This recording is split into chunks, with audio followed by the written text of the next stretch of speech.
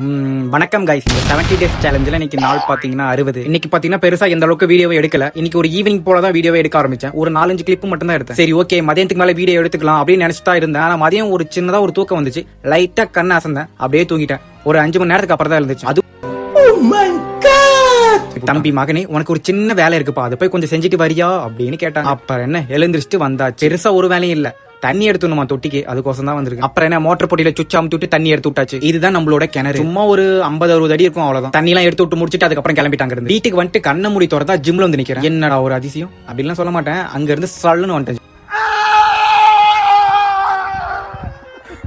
அங்கிட்ட இருந்து வந்துட்டு ஒர்க் அவுட்ல பாத்தீங்கன்னா டும் டும் டடாம் அந்த மாதிரி டக்கு டக்கு டக்குன்னு போட்டு முடிச்சு. ஒரு ஜஸ்டிக் மட்டும் ஒரு 4 வேரியேஷன் போட்டேன். ஏன்னா டைம் இல்லாம டக்குன்னு போட்டு அங்க இருந்து ஸ்வைன்னு கிளம்பிட்டேன் வீட்டுக்கு.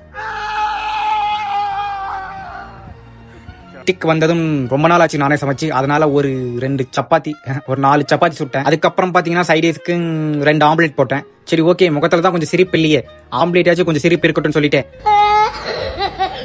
ஆம்லேட்டோ சிரிப்போட 2 ஆம்லேட் போட்டேன். நம்ம சிரிப்பு ஆம்லேட்டோட கதை முடிஞ்சிருச்சுப்பா. அடுத்த வீடியோல பாக்கலாம் காய்ஸ்.